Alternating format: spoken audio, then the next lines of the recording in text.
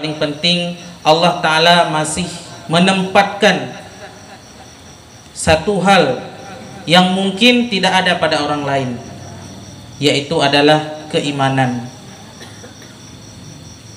Kita Islam, kita selalu mengerjakan ibadah salat 5 waktu. Yang wajib kita laksanakan, yang sunnah pun tidak ketinggalan. Namun ingat, apabila dalam sebuah amalan kita melakukan salat dan hal-hal yang lain yang berupa ibadah, apabila keimanan kita kepada Allah Subhanahu wa Ta'ala itu kurang, maka ibadah kita sia-sia. Karena ibadah kita tunaikan kewajiban kita dengan Allah, sedangkan iman kita kepada Allah masih minim, masih kurang. Jadi untuk diterima amalannya kita itu masih dibimbangkan, tidak ada kejelasan. Kemudian rahmat, sejahtera selalu kita doakan kepada seorang nabi yang digelar Al-Mustafa, manusia pilihan. Karena Nabi Muhammad merupakan produk pilihan. Beliau memang manusia sama seperti kita, tapi jangan samakan derajat kita dengan derajat beliau. Beliau adalah manusia pilihan dari yang terbaik, daripada pilihan yang terbaik dari yang terbaik. Dari masa Nabi Ibrahim, beliau dipilih dari keturunan Nabi Ismail, dari keturunan Adnan hingga keturunan Abdul Muttalib, hingga pada keturunan Abdullah, merupakan ayahanda beliau. Jadi yang menjadi nenek moyang Nabi Muhammad itu bukanlah orang yang ecek-ecek. Nabi Ismail, yang kita tahu peristiwa terbesarnya yaitu pada saat penyembelihan, sehingga kita jadikan sebagai ajaran, sebagai ibadah kita, yaitu kurban. Nabi Ibrahim selaku nabi yang digelar dengan Habibullah, Khalilullah, kekasih Allah. Kemudian Adnan, di antara keturunan Nabi Ismail, Adnan adalah orang yang paling soleh, yang paling taat kepada Allah. Kemudian di bawah situ ada lagi Abdul Muttalib. Beliau adalah pembesar, beliau adalah pemimpin. Bukan cuma jadi pemimpin, tapi juga beliau alim dan solih. Kemudian di antara anak-anaknya Abdul Muttalib ada Abdullah, salah satu anak yang paling disayangi, bukan karena anak terakhir, tetapi karena ketaatan beliau dengan Allah, ketaatan beliau dengan orang tuanya. Dari Abdullah lah lahirnya Sayyiduna Muhammad sallallahu alaihi wasallam. Jadi bukan keturunan yang sembarangan. Jadi Nabi ini adalah pilihan daripada pilihan yang terbaik, daripada yang paling baik. Maka seharusnya kita bangga, dan seharusnya kita tidak lupa bersalawat kepada Nabi Muhammad sallallahu alaihi wasallam. Kita bangga karena kita dijadikan sebagai umatnya. Kedudukan kita nanti di hari akhirat setelah Nabi Muhammad, kemudian para nabi, dan langsung kepada kita umat Nabi Muhammad, sehingga umat-umat yang lain iri. Nabi Musa iri, kenapa saya tidak dilahirkan pada masa Nabi Muhammad sehingga bisa menjadi umat Nabi Muhammad. Itulah perkataan Nabi Musa, karena ingin kelebihan yang seperti kita dapatkan sekarang sebagai umat Nabi Muhammad. Jadi kita harus sadar diri, kita ini umat yang terbaik. Apakah ibadah kita ibadah yang terbaik? Jadi jangan kita nanti di hari akhirat kita merasa bangga karena kita umat dari Nabi yang terbaik, namun ibadah kita masih kurang dibandingkan dengan ibadah umat-umat yang lain.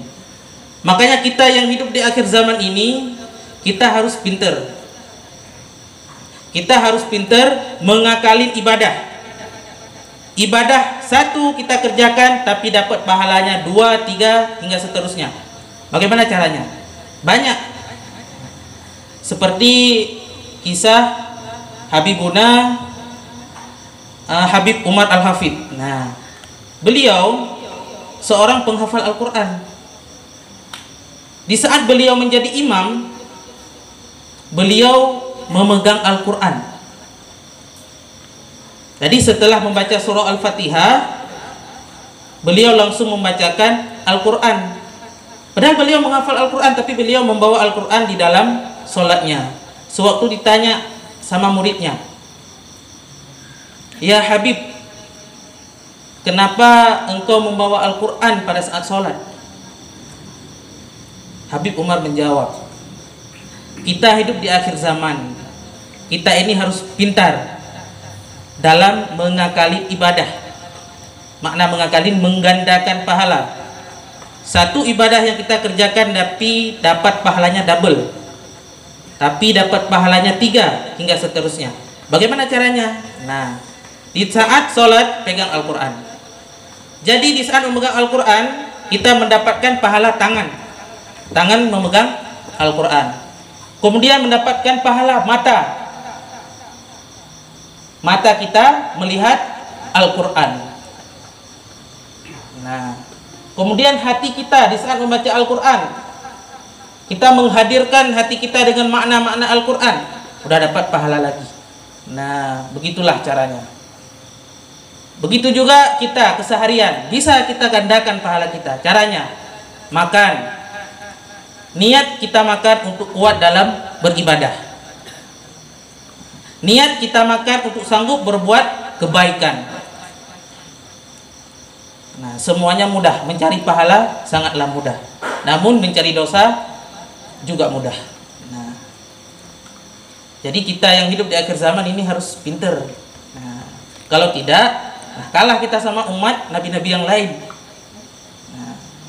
Kita nantinya di akhirat heboh karena kita umat Nabi Muhammad, tapi amalan kita nihil. Nah, itulah spesial keistimewaan yang Allah berikan kepada kita umat Nabi Muhammad. Maka kita wajar dan sangat layak bila kita selalu setiap harinya bersolawat kepada Nabi Muhammad dan juga kepada para keluarga dan juga kepada para sahabatnya. Karena mereka itu yang selalu mensupport Nabi, membantu Nabi di Nabi melakukan dakwah, di dalam Nabi menjalankan perintah Allah. Kemudian ta'zim, penghormatan terutama sekali kepada Ustadz Ferry, guru kita yang tidak bisa berhadir di malam yang berbahagia ini. Semoga keberkahan, keselamatan, kelancaran selalu Allah berikan kepada beliau dan kepada kita semua. Amin ya rabbal alamin. Dan ta'zim, penghormatan kepada Bapak, Ibu, Abang, adik-adik sekalian.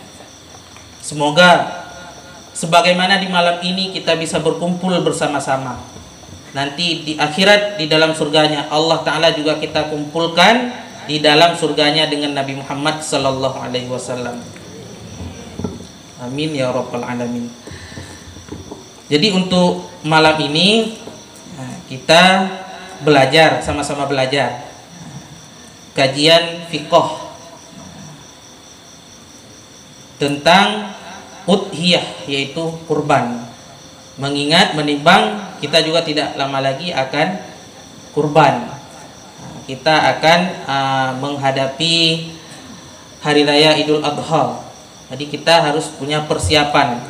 Seandainya ada di antara kita yang nantinya berkurban, jadi kita sudah tahu bagaimana rukunnya, bagaimana syaratnya, bagaimana kriteria binatang yang dipakai, yang kita gunakan untuk udhiyah itu bagaimana. Nah, kita harus tahu minimalnya.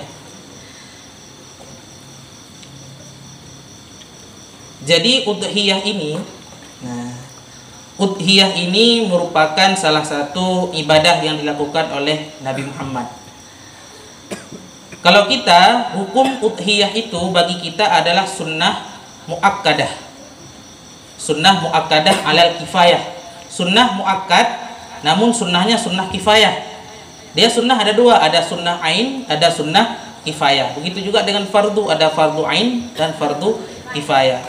Jadi makna sunnah kifayah, jika di dalam satu rumah itu ada satu orang, nah, misalkan ayahnya, orang tua yang laki-laki, kurban, itu yang lainnya pun mendapatkan pahala, bukan mendapatkan terlepas dari kurban. Jadi kurban itu siapa yang berkurban, dia yang mendapatkan hikmah dari kurbannya. Nah, tapi kalau pahalanya itu boleh dibagi rata. Nah, misalkan 1 ekor kambing buat 1 orang, 2 ekor kambing buat 2 orang. Misalkan ada satu rumah, keluarga ada 5, ada istri, kemudian anaknya ada 3, ada 5. Jadi yang melakukan kurban cuma ayahnya, tapi beliau berniat pahalanya juga dapat keluarganya. Nah, itu boleh. Sebagaimana yang dilakukan oleh Nabi pada saat beliau kurban 2 kibas. Nah, beliau pada saat menyembelih, Nabi Muhammad berdoa bahwa kibas ini yang pertama untuk dirinya, yang kedua, kibas yang kedua untuk keluarganya. Itu maknanya apa? Pahalanya yang dikongsi, tapi hikmah daripada kurbannya tidak. Hikmahnya yaitu hikmah yang kita rasakan nanti di hari akhirat. Nah, binatang yang kita kurban akan menjadi tunggangan kita nanti di yaumil akhirat. Itulah hikmahnya. Jadi kalau hikmah itu nggak bisa dikongsi, tapi kalau pahala bisa. Nah, sedangkan bagi Nabi Muhammad, hukum kurban adalah wajib tiap tahunnya. Sedangkan bagi kita umatnya, hukum melakukan kurban adalah sunnah muakkadah kifayah. Sunnah yang sangat dikuatkan. Maknanya sunnahnya itu terdapat di beberapa hadis, bukan cuma di satu hadis. Ada hadis yang diriwayatkan oleh Siti Aisyah, ada lagi hadis-hadis yang lain. Semuanya banyak hadis yang meriwayatkan untuk melakukan kurban. Nah, itulah makna sunnah muakkadah.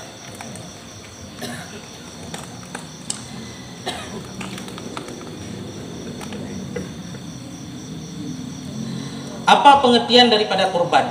Pengertian daripada kurban, kurban adalah sebuah binatang yang sudah ditentukan, baik itu berupa dari jenis kambing, atau dari jenis onta, atau dari jenis sapi, yang disembelih pada hari nahar, yaitu pada hari raya Idul Adha, dan pada hari-hari tasyrik, yaitu hari 11, 12, 13 Zulhijjah. Bertujuan untuk taqarruban ilallah, ingin mendekatkan diri kepada Allah Ta'ala. Itulah makna daripada udhiyah, makna daripada kurban. Hukum dasar kurban adalah sunnah muakkadah. Itu hukum dasarnya. Nah, kemudian binatang, hewan-hewan yang boleh digunakan untuk kurban, yang pertama adalah biri-biri yang umur 1 tahun sempurna mau masuk ke umur yang kedua. Itu kalau dari jenis biri-biri. Kalau dari jenis domba, itu yang umurnya 1 tahun masuk tahun kedua. Kalau istilahnya domba itu udah balik. Nah, kalau umur 1 tahun udah balik. 1 tahun sempurna ya, 1 tahun sempurna masuk ke tahun yang kedua. Sedangkan kalau kambing, itu umur 2 tahun masuk ke 3 tahun. Nah, beda dia kalau sama domba ataupun biri-biri. Karena kalau domba atau biri-biri, dia biasanya badannya cepat besar, cepat gede badannya. Tapi kalau kambing, dia agak lama dibandingkan dengan domba. Jadi kalau kambing itu umur 2 tahun sempurna, sedang berjalan ke umur 3 tahun. Sedangkan kalau domba umur 1 tahun masuk ke umur kedua. Nah, itu. Sedangkan kalau onta juga umur 5 tahun. Nah, kalau onta itu umur 5 tahun. Unta umur 5 tahun masuk tahun ke-6. Sedangkan kalau sapi, nah itu umur 2 tahun masuk umur ketiga. Jadi sama kayak kambing. Umur 2 tahun masuk umur yang ketiga. Nah, itu yang disunahkan, sangat disunahkan untuk kita kurbankan. Itu tingkatan pertamanya. Kalau misalkan kita tidak dapat, misalkan kita ke pasar beli kambing, nggak ada yang umur 2 masuk 3, ya udah nggak apa-apa, kita ambil yang 3 tahun juga nggak apa-apa. Misalkan jangan yang kecil, karena yang kecil itu dagingnya dikit. Karena di dalam kurban ini yang penting sekali itu dagingnya. Dagingnya nggak boleh berkurang, dan dagingnya kalau boleh banyak. Dan dagingnya lebih baik lagi kalau daging yang bagus. Misalkan ada 2 pilihan, domba sama kambing, mana yang lebih bagus? Lebih bagus kambing, berarti kambing yang kita kurbankan. Karena kambing dagingnya itu lebih enak. Nah, karena ini kan istilahnya makan, buat makan. Jadi yang kita pilih haruslah yang punya kualitas. Banyak dagingnya, kemudian dagingnya pun enak dimakan. Nah, walaupun nanti orang fakir cuma goreng, tapi enak dimakannya. Itulah pilihan yang paling baik ya. Pilihan yang paling baik itu umur, kalau buat biri-biri 1 tahun masuk 2, kalau buat kambing umur 2 masuk 3, onta umur 5 masuk 6, kemudian sapi umur 2 masuk 3 tahun. Dan untuk binatang hewan yang besar, misalkan ibil, onta, ataupun sapi, itu boleh untuk dikongsi bertujuh. Nah, berarti 1 sapi untuk 7 orang. Itu kongsi pahalanya dan juga kongsi hikmahnya. Nah, jadi nanti 1 sapi itu kita patungan bertujuh, itu boleh. Nah, tetapi kalau kambing, karena itu binatang kecil, cuma boleh 1 orang, nggak boleh lebih. Nah, itu dia.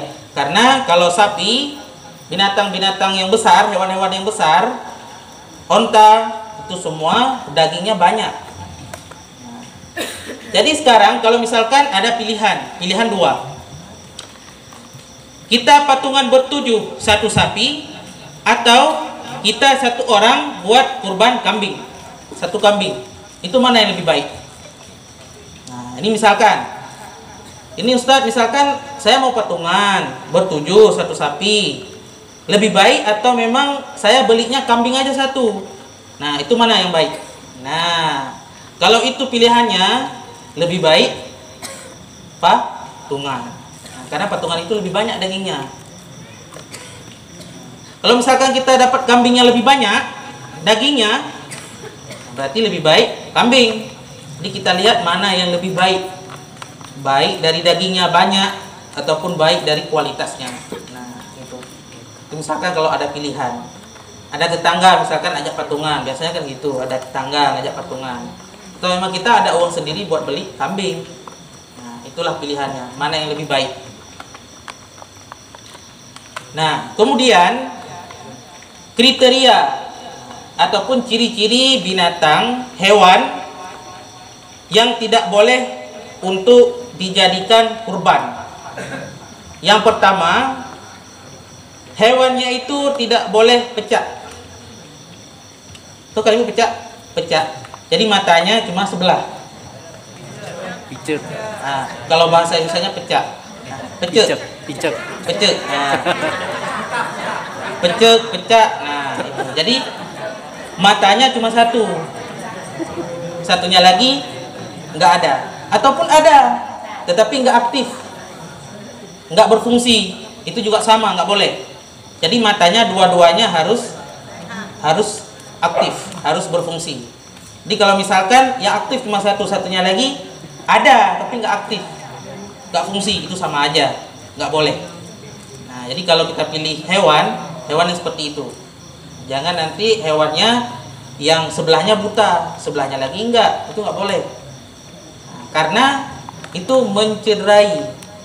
Karena kalau kita yang lihat harganya pun murah kan, harganya murah. Nah, mencederainya karena harganya murah, jadinya murah. Nah, kemudian yang kedua, itu yang pertama. Kemudian yang kedua, tidak boleh pincang.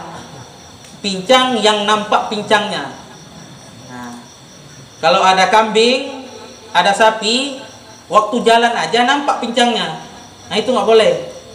Tapi kalau pincangnya agak tipis-tipis, nah misalkan waktu lari pincangnya, waktu lari baru nampak pincangnya, nah itu nggak apa-apa. Tapi kalau lagi jalan, lagi berdiri aja, nampak pincangnya, buminya nggak rata, nah itu nggak boleh. Kenapa nggak boleh? Karena mencederainya. Karena harganya itu akan menurun dibandingkan dengan sapi yang sempurna. Itu yang kedua. Kemudian mengenai tentang pincang. Nah, kalau misalkan pincangnya itu pada saat disembelih, itu nggak boleh juga. Nah, pada saat sapinya itu ditumbangkan, nah sama penyembelih tiba-tiba jadi pincang, itu nggak boleh. Seperti yang kajian semalam itu sama muallim kan ada. Nah, kalau pincang nggak boleh. Waktu ditumbangkan sama yang sembelih tiba-tiba pincang. Nah, itu nggak boleh. Berarti harus beli sapi lain. Jadi harus hati-hati. Jangan kita anggap ini cuma kurban sunnah. Yang makan pun orang miskin, ya kan? Yang makan pun orang fakir. Jadi kita seenaknya nggak boleh. Nah, fakir miskin itu bukan perbandingan sosial buat kita. Yang membandingkan membedakan mana amalan kita, itu aja. Jadi kita jangan, kalau istilahnya sekarang apa namanya? Insecure. Nah, insecure kan ada itu. Di antara ibu-ibu, bapak-bapak sama yang lainnya insecure karena beliau merasa lebih hartanya kurang, miskin, sedangkan kawannya, jamaahnya yang lain kaya. Itu nggak usah insecure itu. Nah, insecure ya, kalau istilah anak sekarang itu insecure. Nah, itu nggak boleh. Karena patokannya, perbedaannya bukan di situ. Amalan kita mana yang lebih top? Nah, amalan kita mana yang lebih mantap?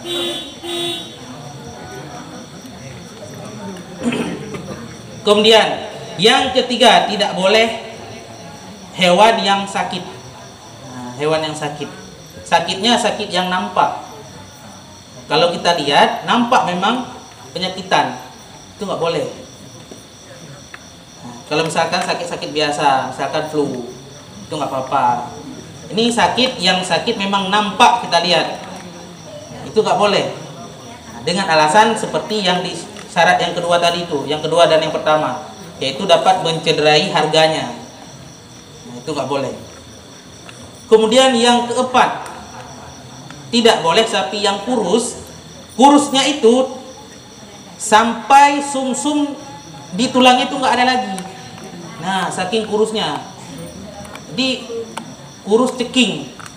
Jadi sumsum di tulangnya nggak ada lagi. Itulah saking kurusnya. Itu nggak boleh. Karena itu jangankan buat di sop, dia apa-apain pun nggak bisa. Soalnya cuma tinggal tulang tok. Ya, tinggal tulang, sumsumnya nggak ada. Jadi apa yang mau kita makan? Mau kita punya tulangnya kan nggak mungkin. Nah, jadi emang nggak bisa dimanfaatkan.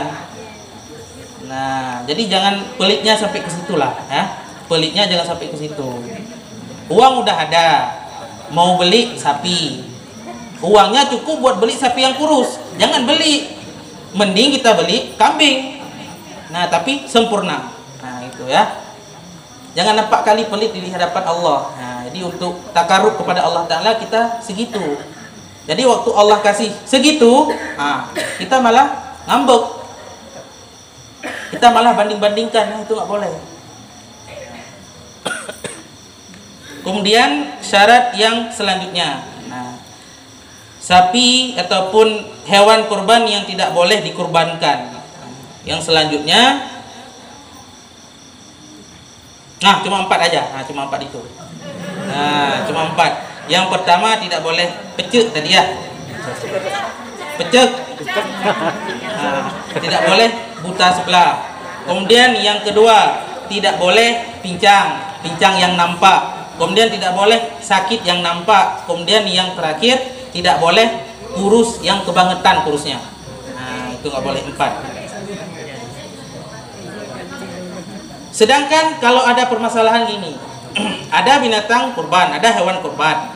Nah, itu apa? Kemaluannya ada kan? Yang jantan biasanya kemaluan udah nggak ada, hilang kemaluannya. Nah, itu boleh. Nah, kalau kemaluannya hilang boleh. Karena itu tidak akan mengurangi harganya, malah semakin mahal biasanya. Kalau kambing, kalau dihilangkan itunya semakin mahal karena dagingnya itu semakin padat, berurat. Nah, sama kayak kita manusia juga. Kalau habis dikitan kan biasanya langsung tumbuh badan kekar. Nah, hewan juga gitu, hewan-hewan yang lain. Nah, jadi itu tidak akan mengurangi harganya, malah semakin mahal kadang. Ataupun tanduk. Nah, misalkan sapi tanduknya itu pecah, patah, boleh, asalkan tidak melukai dagingnya. Nah, misalkan ada kan sapi, biasalah lagi bercanda, begaduh sama kawannya, nabrak. Jadi tiba-tiba yang satunya kalah karena belum makan siang. Nah, yang satu kalah, patahlah itu tanduknya. Itu bagaimana kalau misal kita pakai buat kurban? Boleh. Tapi disyaratkan jangan sampai tanduknya yang patah tadi itu melukai kulitnya, melukai dagingnya. Nah, kemudian kalau telinga hilang itu nggak boleh. Hilang, misalkan satu telinga hilang. Nah, cacat. Hilang satu telinganya itu nggak boleh. Atau hilang sebagian. Telinganya biasa bulat. Nah, sekarang tinggal setengah. Itu nggak boleh. Tapi kalau misalkan sobek telinganya nggak apa-apa. Nah, sobek telinganya. Misalkan ada petugas lagi memasangkan nomor biasanya di telinga itu, di telinga sapi. Pas dipasang, sobek telinganya. Nah, itu nggak apa-apa, karena masih bisa dimakan. Tapi kalau udah hilang telinganya, bagaimana mau dimakan? Udah hilang. Nah, ataupun hilang setengah, sama juga hukumnya, nggak boleh. Nah,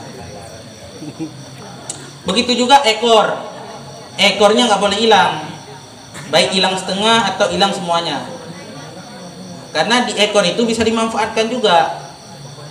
Jadi harus sempurna lah istilahnya ini, harus sempurna, harus bagus. Nah, dari situlah penilaian ya, Allah Ta'ala bisa menilai bagaimana kita sebagai hamba dalam melakukan takarrub, pendekatan kepada Allah Ta'ala. Apakah sebenar-benarnya ataukah emang setengah-setengah? Nah, setengah-setengah kurban beli kambing yang murah. Nah, murah karena memang penyakitan. Kalau dilama-lamain mati kambingnya, jadi dibeli aja buat kurban. Nah, ada juga kayak gitu. Nah, jadi jangan sampai kayak gitulah ya. Cuma setahun sekali.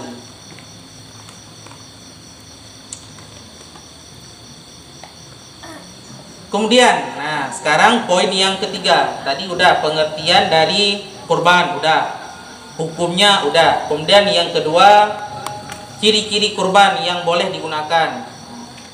Kemudian poin yang selanjutnya yaitu waktunya kapan.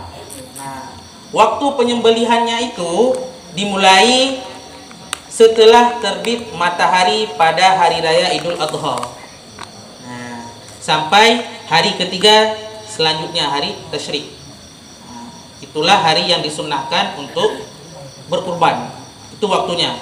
Jadi kalau misalkan kita kurban malamnya, salat isya, siap takbiran malam pertama hari raya, langsung kita kurban, itu enggak kurban namanya, tapi sedekah biasa. Pahala dapat, tapi hikmahnya enggak dapat. Nah, atau kita kurban di hari keempat, di hari ke-14 Zulhijjah, itu nggak boleh juga, nggak sah buat kurban, tapi buat sedekah apa-apa. Nah, Jadi dia harus pertama hari raya Idul Adha, kemudian 3 hari selanjutnya. Itu tidak boleh lewat ataupun tidak boleh dipercepat. Nah, harus dalam 4 hari itu.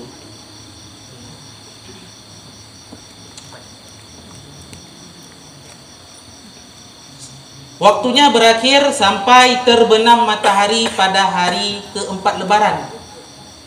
Tadi dari terbit matahari hari pertama Lebaran, berakhirnya sampai Lebaran keempat pada saat terbenam matahari. Nah, udah mau masuk maghrib, terbenam matahari di hari keempat Lebaran atau hari ke-13, tanggal 13 Zulhijjah, hari ketiga Tasyrik. Itu udah nggak boleh lagi. Nah,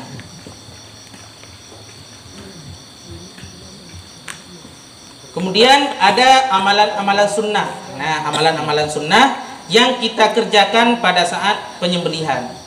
Nah, amalan sunnah yang pertama yaitu membaca tasmiyah, membaca bismillah.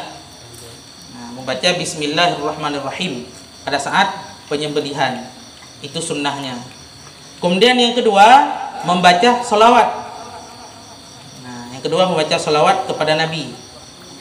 Tapi nggak boleh diringkas ya, nggak boleh dikumpulin, disatukan nama Allah dengan nama Nabi. Misalkan Bismillahi wasmi Muhammad. Nah, biar lebih cepat. Ada gitu? Ada. Hukumnya nggak boleh, makruh hukumnya. Jadi pisah-pisahkan. Paling cuma berapa detik. Bismillahirrahmanirrahim. Allahumma salli ala sayyidina Muhammad wa ala alihi wa sahbihi ajma'in. Ini walaupun disebutkan salawat kepada Nabi, tidak disebutkan salawat kepada sahabat dan keluarga, itu sebenarnya sunnah.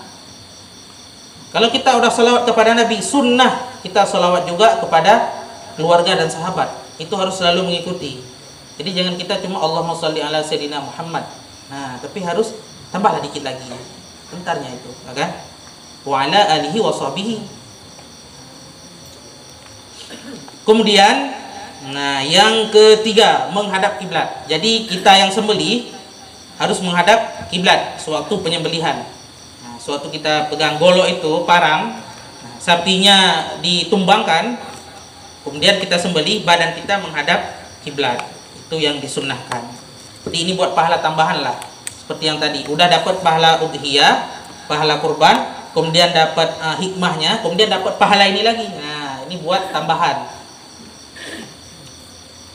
Kemudian yang keempat, membaca takbir setelah membaca bismillah.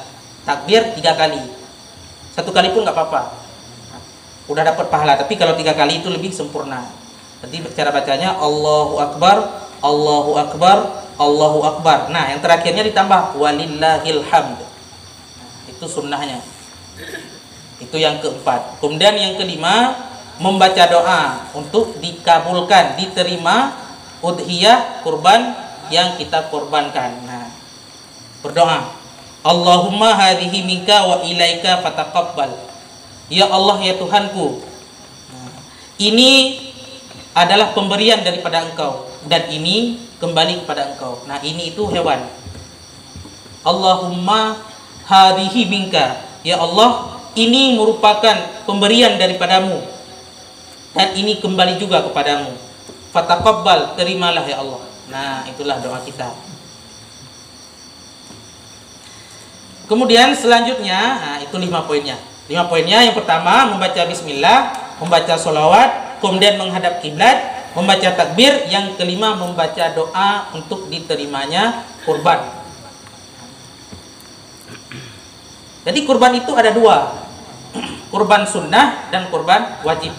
Nah, inilah yang jadi masalah. Kurban sunnah sama kurban wajib. Kalau kurban sunnah itu bagi kita yang berkurban, sunnah memakannya sepertiga dari dagingnya. Jadi yang kita bagikan nanti buat fakir, buat miskin, itu dagingnya. Jadi kalau misalkan kulit kita ambil itu nggak apa-apa, ambil aja. Mau kita ambil tanduknya, boleh ambil aja, nggak apa-apa. Tapi yang kita bagikan itu dagingnya. Dan kita disunnahkan makan sepertiga dagingnya. Nah, itu maksimal ya, maksimal sepertiga. Sedangkan 2/3-nya lagi kita sedekahkan buat fakir miskin. Nah, Kalau misalkan kita cuma makannya satu suap itu nggak apa-apa. Sunnah juga sunnah. Karena di hadis Nabi juga ada. Nah, kalau misalkan kita makan sepertiga boleh juga. Itu maksimalnya, jangan lebih. Sedangkan kalau kurban nazar ataupun kurban wajib itu nggak boleh dimakan sedikit pun. Nah, nggak boleh dimakan sedikit pun. Itu perbedaan pertama. Perbedaan kedua antara kurban wajib nazar dan kurban sunnah yaitu pada saat tata cara pelaksanaannya. Nah, kalau kurban sunnah itu di dalam 4 hari itu.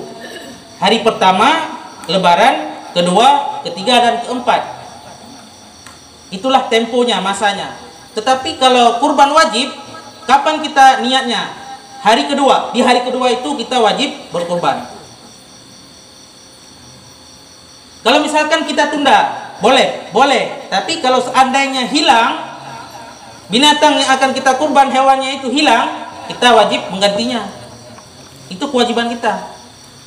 Tapi kalau misalkan kurban itu kurban sunnah, pada saat sebelum penyembelihan, udah kita beli hewannya, beli sapinya, tiba-tiba lari. Kan ada itu kejadian biasanya kalau udah mau lebaran Idul Adha, banyak biasanya berita di TV itu kan, sapi lepas lari ke perkampungan, ada banyak. Itu kalau misalkan sunnah, kurban sunnah, sapinya memberontak, hilang, pergi, lari, itu nggak apa-apa. Kita dapat pahalanya, dapat. Tapi nggak sempurna seperti pahalanya kurban. Sedangkan kalau kurban wajib itu harus kita ganti. Nggak ada uang, utang. Nah, harus ganti. Nah, supaya nanti di tahun depan kita sudah terlepas. Jadi jangan sampai bolak-balik. Nah, itu kalau kurban wajib. Itulah dua perbedaannya. Kemudian dengan persoalan, misalkan gini. Nah, ini ada persoalan.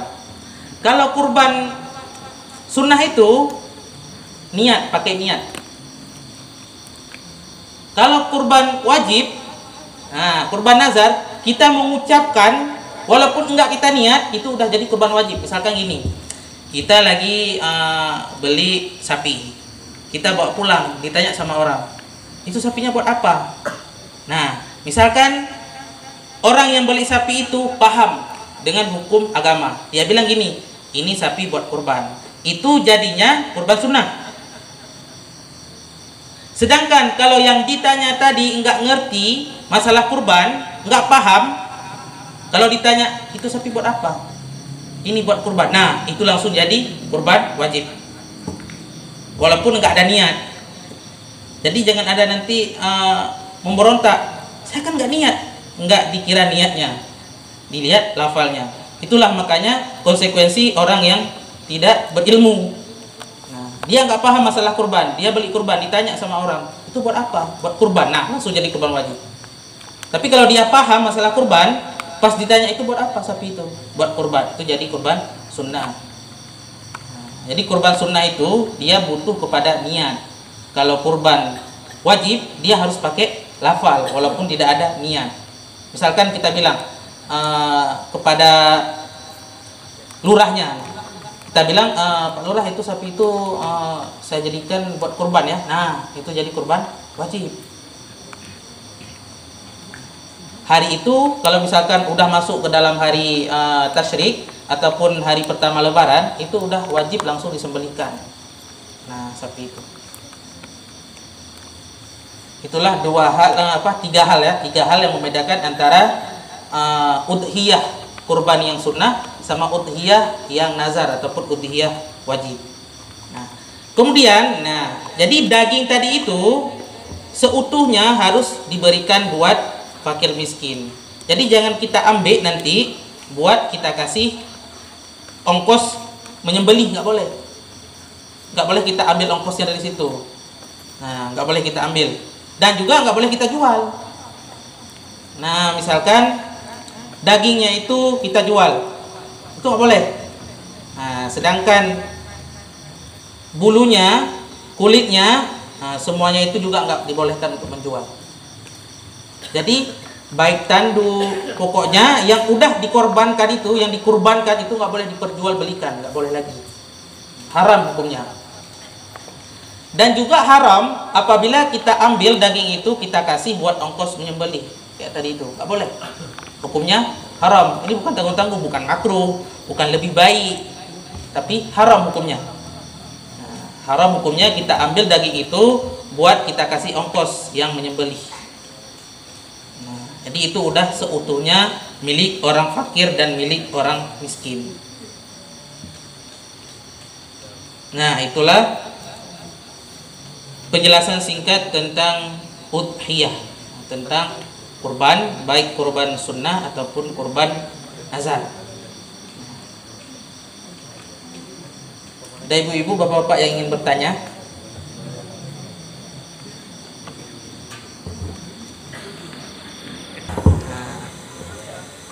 Kita sudah menyelesaikan sedikit banyaknya tentang kajian masalah kurban.